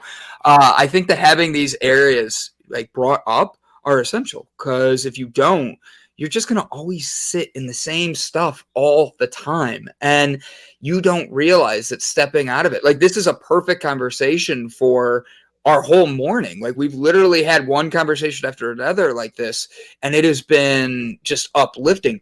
What would you say if someone is just starting and they feel like they're at their, you and I talked about our breaking points, where I was in bed for 4 days. Gavin was a stripper for his like mom's strip club. I made that all up other than the stripper thing just to make Gavin laugh, just so we're clear. Yeah. But with your, you had a fiance. I love that she stuck with you because you don't hear of people sticking with people like that. For real, love that. Yeah. What would be that first step for somebody? How would you recommend they take that initial step? You got to create a plan. You have to know what you want before you start taking steps and doing things. Because if you don't have a plan, if you just start doing things, first, I commend you for doing that. I commend you for taking steps and trying to get yourself out of this situation. But don't think about the situation you're trying to get out of. Don't think about the pain. Instead, think about what you want to head towards. I feel that a lot of people think of the situation they want to get out of. They think to themselves, oh, I'm just depressed all the time. I'm always sad. I'm always anxious. How do I cure my depression? What if instead we say, how can I be happy? Rather than how can I cure my depression? You're putting thoughts into the universe of depression, sadness, anxiety. What if instead you said, how can I be happy? What do I need to do right now in order to bring this one more ounce of happiness and joy into my life? You have to think of what you want, not what you don't want, because what you think about expands. And what you focus on, you get more of that in your life. Right? So the first thing I'd say to somebody is create a plan. Like my plan was I wanted to be debt free. Not I want to pay off my credit card debt, because then you're putting credit card debt into the world. I instead said, I want to be debt free. I want to be able to look at my accounts and see $0 next to the credit cards. And then I want to use them wisely. I didn't do the whole Dave Ramsey thing where he says, cut up your cards after you've paid them off. That's great. I did that for a few of them, but I kept the last one because I know credit cards can be a powerful tool. They can build your credit. They can keep your credit history alive, like you were talking about, Gavin, how you might only use them every once in a while. But they're also great because you can get some pretty significant rewards. Like I probably earn $100 every few months for my credit card because I put everything on it and then I pay them right off for my personal card and my business. So to answer your question, you have to have a plan. You have to have something positive to you that you're moving towards day by day. You know, a lot of people, guys, they're on the pursuit of happiness. They're on the pursuit of, I want to feel better. I want to do better. I want to make more money. I want to weigh this weight. I want to find the perfect guy, the perfect girl. Happiness isn't an end result. Okay? We all want to achieve goals because achieving goals makes you feel good. But let me ask both of you, what do you generally do right after you achieve a goal? Oh, I go find a new goal. You create I go find something else. Yeah. And then you're constantly waiting to be happy. You're waiting until you find the girl. Now that you found her, now you're waiting until you get married to be happy. And then after you get married, you're waiting until you retire to be happy and have children, whatever else might come in between. But it's not the end result that makes us happy. It's the journey. That makes us happy. The painful journey, the stressful obstacles that you're overcoming. Because it's not the end result that makes you happy. It's the progress on that journey that makes you happy. It's the small wins every single day. And if someone's listening, what I would ask you to do, because I know you haven't done it lately, and I say this to both of you too, celebrate the wins that you've had just yesterday. Celebrate the win that you had this week. Everything that you've done this week that's positively moved you towards what you want, freaking celebrate it. Like in constructive ways, you know, don't start doing crazy shit, but celebrate it. So that you can continue to stack those wins. The more times you can see yourself winning, the more weight that you release off of your body that brings you closer to this end goal in your plan. Celebrate those wins, because the more you tell yourself that you're winning, the more wins that you will have. In my mind, when you said don't do crazy shit, I just imagined some guy in his front yard with like fireworks and nipple tassels and a whole bunch of alcohol just screaming, and his neighbor's like, what the hell are you doing? He's like, I paid my taxes on time. Like, I have nothing after that. Like, I was going to jump in with that and be like, oh, did you know today's tax day? And then I'm sitting here going, nope, I can't. Gavin just nailed it. Yeah. So, do you like tacos, Brandon? I love tacos. Who doesn't like tacos? I wanted a question. We have this place we go to at least once a week called Raul's, where we get chips and guac and salsa, and they make the best specialty tacos, guys. Like, where is this? It's Glens Falls. I live in upstate New York, so it's in this small little town. But I think most of you probably have a little. It's an American Mexican place, so it's not even like traditional tacos. Yeah. But they're like gourmet tacos, and man, like the meat and the fish or whatever you get in there, it just melts in your mouth. It's so incredible. What's it called again? It's called Raul's. Raul's. I like that. Right? I like that. Yeah. Like, good Lord, that sounds delicious. Like, I feel like if I ever were to ask, if I was ever in New York, I was ever to ask like somebody on a date, that's where I would take them, just so I'd be all like, hey, you want to go get some tacos at Raul's? My wife would be very happy if you asked her that. Your wife would be happy if Gavin asked her on a date. All right, this has gotten a unique. To Raul's, yeah. It's not. It doesn't count when it's at Raul's. Yeah. Let's do it. Yeah. I love it. Well, really quick, we have Mondays because we have right before you came in, you saw Brett. Brett Gordon does a podcast called One Square at a Time. It's like a chessboard. And you're leading from the leadership's perspective of the king, being able to only go one square at a time. He has to know what all the other pieces could do to get the optimal outcome, the win. And the truth is, he does it through movies. So he connects it and helps you build your tools by only being able to move one square at a time with one tool. I think you and him would get along great. I want to connect you after the show. He's actually backstage goofing around, making comments and flipping me off. And as he flips me off right there. Thanks, buddy. Then we also do on Mondays, I bring on a part of the show, a cook. And her name's Maritza. She has her own network. It's called Stovetop Yum Yum on YouTube. But she teaches people about eating and why food is essential and how it creates a balance in your life and all that. She is doing this for her son. And I love this because she wants him to be able to truly cook for himself, love himself, and know how it is. And she's just amazing. But she's making us these tacos today that I have to be honest, they look incredible. I'm going to bring her in. She's going to ask you some questions while she's cooking. We're going to have she's amazing. Wait till you get her. Now we have a rating scale with her. It's from 1 to twerk. And we love to know how well she's back there hiding and dancing right now. Oh, yeah, break it down, Maritza. So if this is going to be one of her things where she looks at it, she tastes it, she said, heaven. Guess what? She's going to twerk for you, Brandon. All right? Let's see it, Marissa. All right, guys, let's bring in Miss Maritza. Where's her intro? Maritza Stovetop.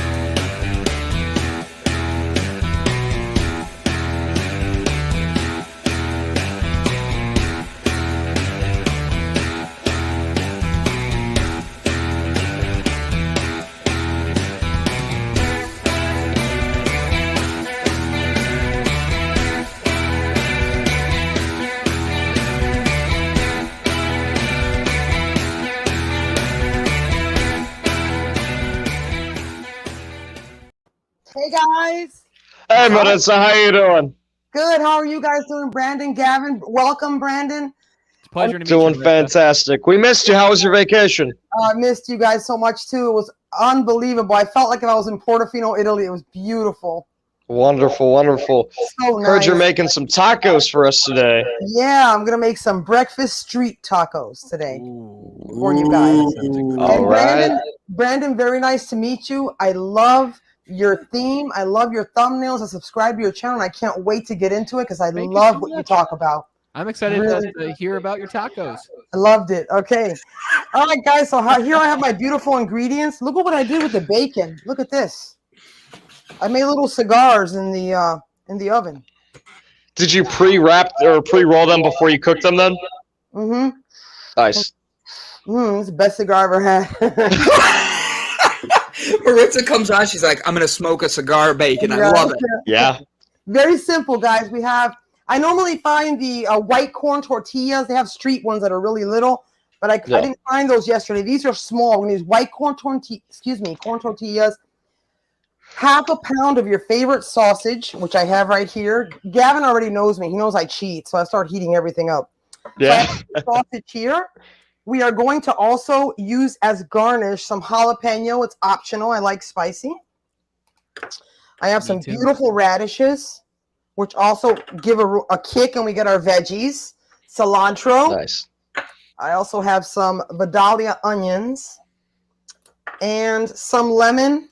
Was unable to find lime today. So keep in mind that my recipes are very, they're based on not only being delicious, but I love to educate people and explain to them why it's so important to have radishes or onions or different types of proteins, which in this case, we're using 4 eggs. So my sausage is already done right here because I only have a 30-minute segment, Brandon, so I have to move fast. What kind of sauce? What kind of sauce are you using? You doing chorizo or some Italian sausage? I chose Jimmy Dean mild today. I love it. Gotcha. Nice. Love it. Breakfast. I'm also going to top it with some Salsa Verde, which if any of you have time to make Salsa Verde, more power to you, but I don't. So I buy this really great brand. I've got a teaspoon of garlic powder and onion powder for the eggs, and that's it. I'm going to dump it in here. You'll hear a sizzle. Let's hear it. It's versatile. This is what I love about this.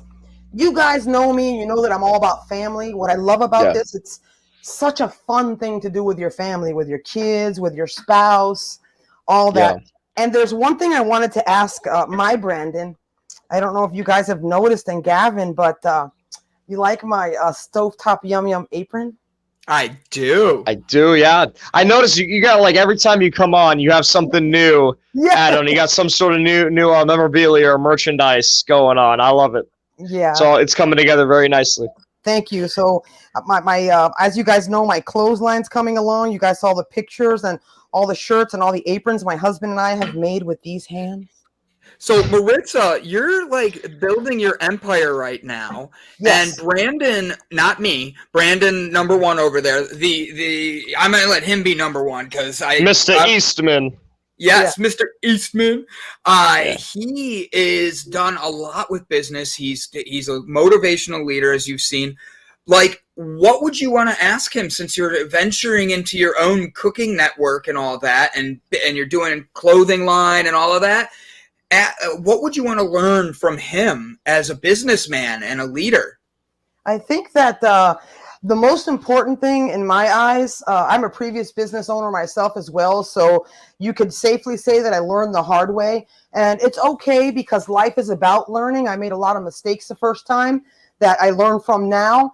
And my question is, what do you think as far as marketing is concerned for a business? Nowadays, you know that we use a lot of social media and a lot of ads that people have on their websites and stuff. What do you think would be the most feasible way to not only market, but to actually have, to keep those credit cards low? That's just my, I mean, I love what Brandon was talking about. I can relate. And he's a little more fortunate than we were, because we were in debt $25,000 with the IRS, and because of a property that we sold. But I'm down to $4,000. So hey, congratulations on that. That's awesome. I love it. Yeah. So I'm very. I educated myself, Brandon. That's why I'm dying to look at your channel and follow all your videos. I'm very much financially educated myself. I ruined my credit when I was young, and I'm doing very well right now. We're doing very well, and I love what Gavin was talking about credit cards and all that. Like Brandon was saying, don't you agree? Do you think, Brandon, that it's very important, since schools don't teach it, to put that in young people's minds, to educate them about finances so that they have that mindset when the time comes? Absolutely. And I think you can learn it one of two ways. I think you can learn it from watching awesome shows like this and hearing it and hearing other people's stories, which is the better way to learn it. Or you can learn it like you and I did. You go through it yourself, and you have to learn through experience of the pain and getting out of it. But then you have a cool story to tell, which is nice. Just like you've got some cool stories to tell based on your own obstacles. What I would say in terms of the question you asked me when it comes to marketing and keeping those credit cards low is, I think there's two different things. I think sales and marketing. And I think marketing and sales, they are two very different sides of the coin, and they go together. So they're on the same coin, but they're two different sides. A lot of people can be great marketers, but they don't make any sales. A lot of people can be great salespeople, but they don't know how to get their product or their vision or their service out into the world. And I think what you're doing already with content and being on this show and putting yourself out there and sharing your awesome recipes and what goes into tacos and everything else you cook, that's awesome. The apron with your personal branding on there is awesome. What is that in the background? Is that like a sign on an easel? Yes. I love my brand. Yes. I love that very much. Thank you so much. And I love, and I also have my delight. I love being part of a family, and that's what Java Delight Network has given me. They've made me feel like if Java Delight is mine as well, which it is. So I love that. I'm a family oriented. So yeah, thank you. Absolutely. I have I've stayed as long as I've been able to today. I have a meeting that I do. I'm getting a new car, but I had to stay a little extra longer because it's been such a wonderful. What'd you ask, Brendan? I said congratulations, brother. What kind of car did you get? Thank you. It's a 1991 Cadillac. Very excited about it. Yeah. But yeah, so it's my first car that I will be actually buying. My first car was a hand-me-down car, so this is my first big boy purchase. I'm very happy about that. But I've been so invested in the conversation. I will be listening while I'm going there to get it and everything in the meantime. But Brandon, it was an absolute pleasure to meet you. I truly hope that you stick around and we get have you on the show again, talk to you some more. Really looking forward to watching your channel. Maritza, I can't wait to. I love you too. I can't wait to watch back and see how these tacos turned out. I will definitely be making them myself over here. All right. You guys have a wonderful day. Take care. So, Maritza, you have 2 questions that came directly to you. One, Brian Tracy wants to know what your delivery fee is because he's only about an hour from you right now. And 2, are you going to make headbands because Mandy would like a headband? Yeah, I'll be glad to make her a headband, of course. I'm a new, I'm not a new entrepreneur. I'm an entrepreneur at heart, but I will gladly grab my cute tools that I have that have made my shirts, and I'll make some headbands. And tell Brian that I'm not hooked up with DoorDash yet, but I'm working on it. Wow. I didn't even know that one. I'm learning as we go. That was a joke. Oh, I was like, wow. Now, Brandon, you are up in New York. Are you by the Finger Lakes by chance? I am in Albany, New York. So I'm about New York's a big state, so I'm about 4 to 5 hours away from the Finger Lakes. Got it. I do venture that way every now and then. Oh, it's beautiful out there. In the fall, it's so much fun. That is like my meditation space. I love to get out and just hike and walk. So Maritza's got food, and then I'm going to come back and I got a question for Brandon. Go ahead, Maritza. Okay, the tacos are not ready. I forgot to mention, I also, as I was heating my tortillas up on my pan, I sprinkled some cheese, some Fiesta blend cheese. And while you ask, always keep in mind, guys, that in my kitchen, less is always more. It's not about what you eat, it's how much of it you eat. Wow. It's so important. Please keep in mind that I've done a lot of research on this, and the human body needs less food than what you think. Wow. Yeah, she's right. You're 100% right. Yeah, 100% right. You're not expanding your stomach. You're contracting it. It's you could eat 5 small meals in a day, and it would be like eating one huge one and having your stomach adapt. Because I'm known for eating only once a day. All right, Maritza, what's the next step? And then I'm gonna jump into Brandon and ask him a question. Okay, guys, I'm gonna load this baby up with some eggs and sausage. Oh, I'm so hungry. God, this is gonna make me want to twerk so bad. I can't help it. You know, Brandon, everything I do, and I say it to everyone all the time, and my Brandon also knows, everything I do with passion and love. And if you don't have passion or love, there is not one recipe. I don't care where you come from. I don't care what your kitchen looks like. I don't really care. If you incorporate passion and love in any recipe you make, it won't fail. I promise you that it will not fail. It tastes different. It's just, passion is my thing. It's my middle name. So I can tell. You don't even have to tell us. I could just tell by the way you do what you do and the way that you talk. Passion is in the way that you hold yourself and the way that you bring yourself through life, and it's very easy to see that. Thank you so much. Yeah, thank you. Thank you so much. So look at these babies. So what I'm going to do, Brandon, is while you ask our new Brandon the question, I'm going to garnish, and then I'll show you when I'm done garnishing, and then I'll taste. Squeeze a little limon on that, and I'm sorry. Say that again. You're gonna what? Oh my God.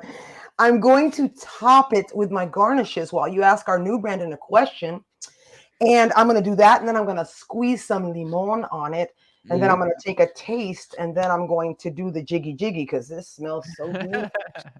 I will twerk for breakfast tacos. A lot of people are commenting. You're getting tears because I wish I was getting them too. I'm so hungry. I'm reading this. We shared the links for Maritza's YouTube network. Go subscribe. We've shared the recipe. I even put it in the private chat, Brandon, so you don't have to write it down. You can copy and cut it and however you want to do it. Because I saw you writing. I'm like, nope, put this over here for him. So Brandon, with going about, do you have a day job still? I didn't even see that. Or is this your full-time day job?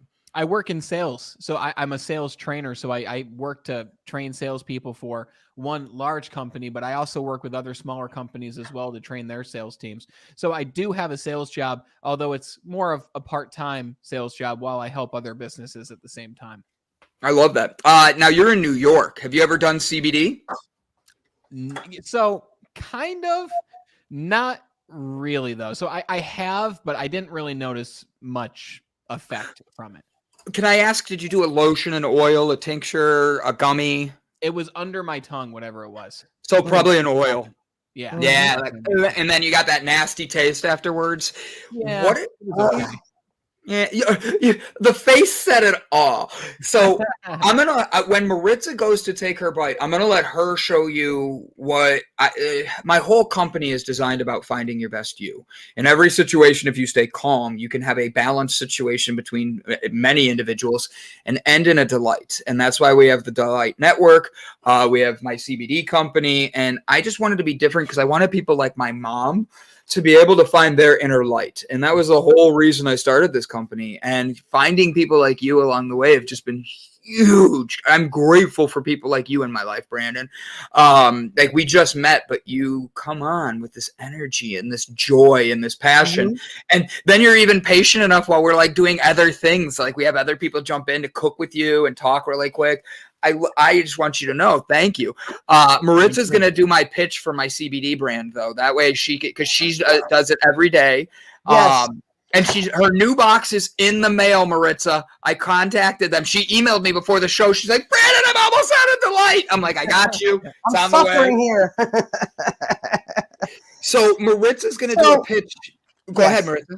Okay. So to our new Brandon and everyone out there, I want you to know that this Delight is something that has changed my life. And I've tried the oils, I've tried the gummies, I've tried the cream. Oh my God, I've tried everything. And the oil under the tongue is it's worse than lemongrass. And that's bad. So anyway, so I have the Delight. This is no odor or no taste. I don't sell this. I don't promote this. I love this. I use it. I am a consumer and I use this. And it really has changed my life. And on my channel, I also have videos of my son will explain how it has changed, how I have changed because of this. I'm an angry Cuban. I mean, come on.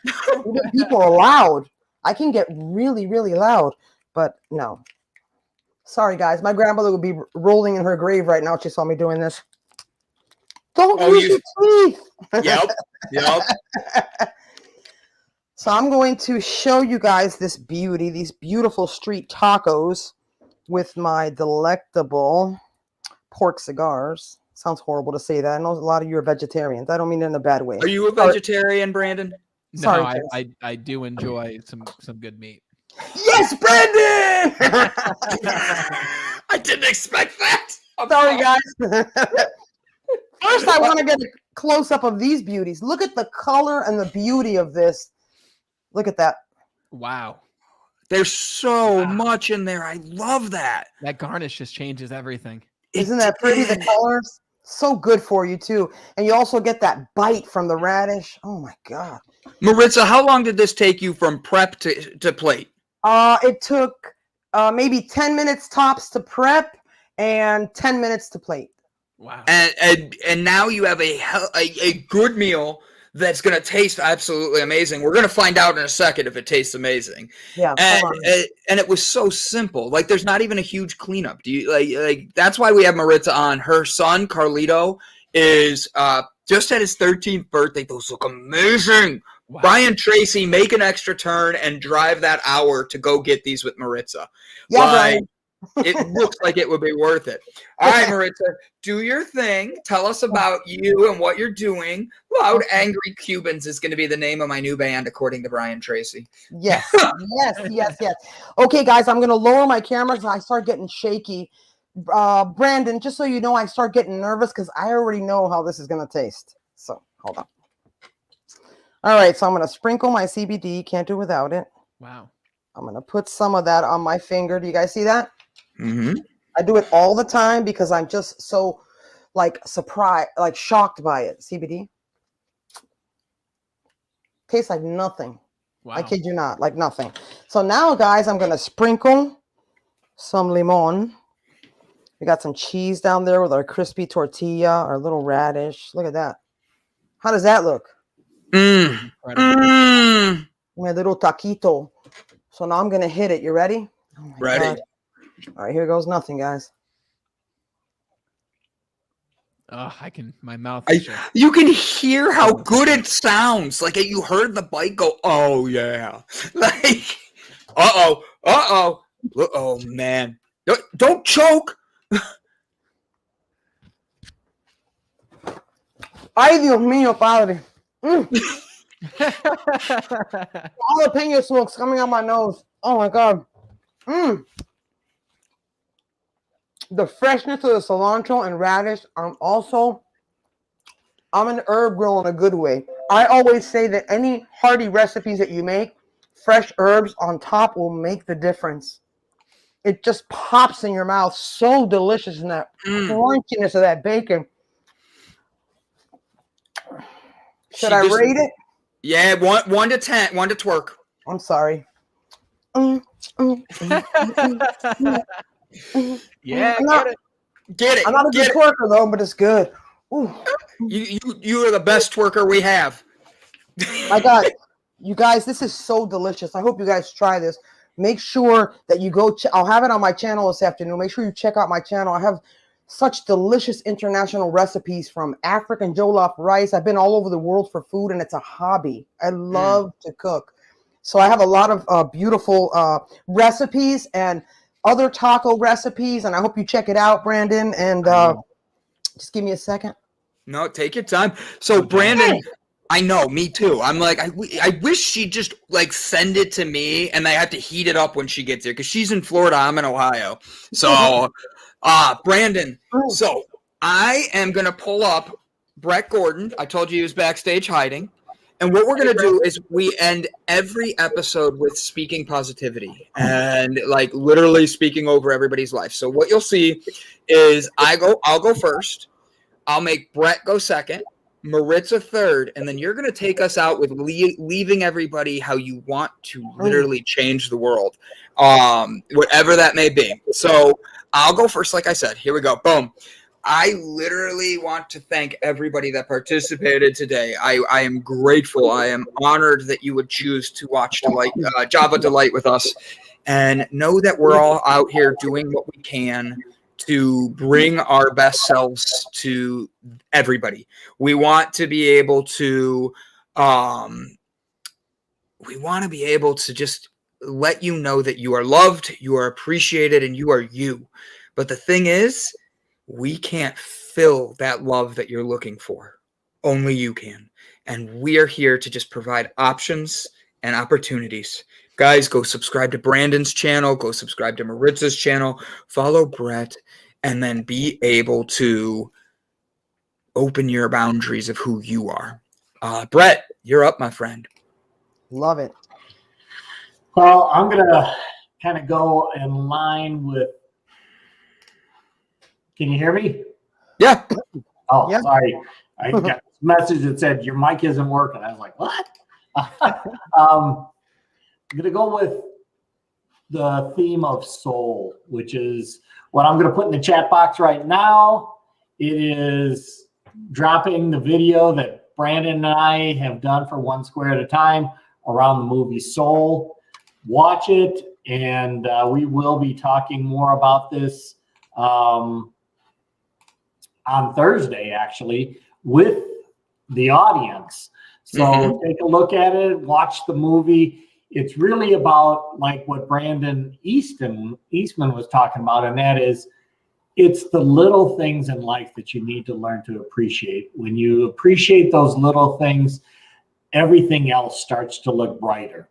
And it's noticing those little things. And that's what Joe did in the movie Soul. It took him a while to recognize that it wasn't the music and the jazz and that was his meaning in life. It was really his spark in life, and everybody's really their spark in life is being able to appreciate those little things every day, every moment that really bring joy to your life.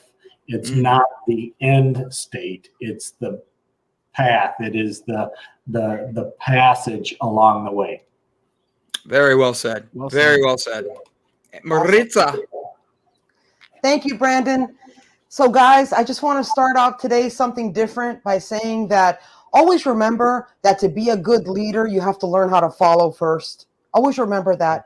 I learned that the hard way in my life, and I just want to let you guys know that anything you do in life with passion and love will really show through and it will really shine.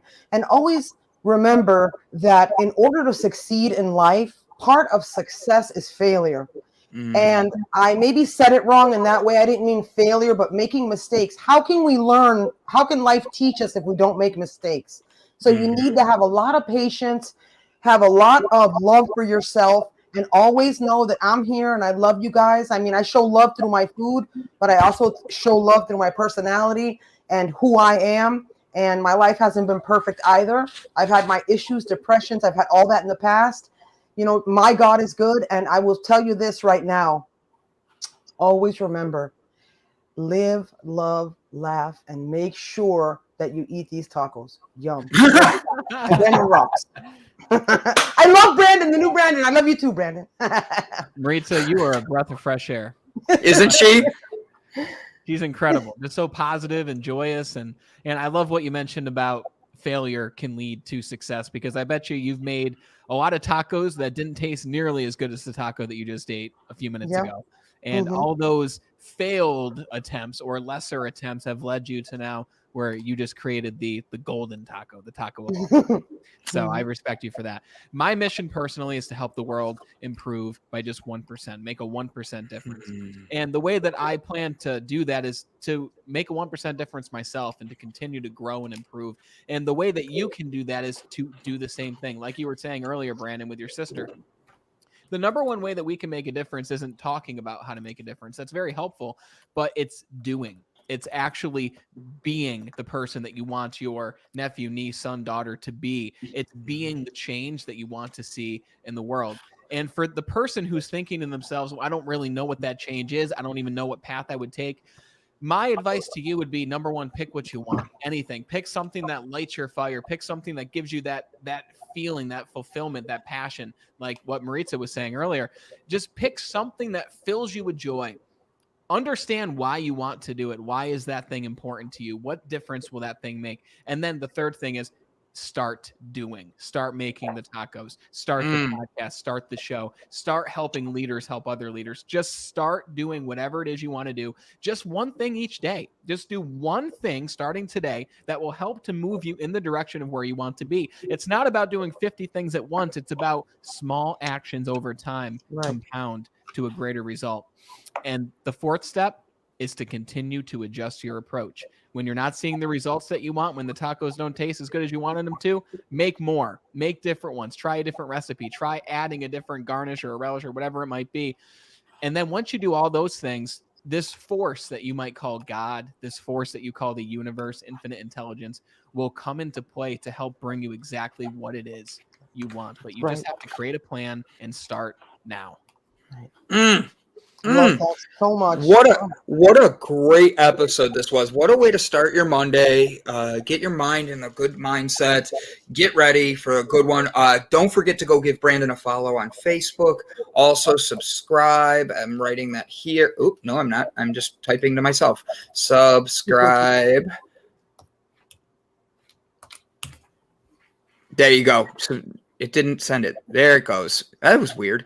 So, guys, go subscribe. Go give him a follow. Give him a like. Brandon, I want to have you back. You brought a breath of fresh air. You brought a total great mindset, and you're developing leaders in such amazing ways. Please know we are truly grateful you are here. We want to keep the good energy going. Ladies and gentlemen, go give him a follow, give him a like, and thank you for tuning in. Brandon, thank you. Maritza, thank you. Brett, have a great day, guys, and thank you for tuning in. This was Java. Love you. This was Java Delight. Have a great one.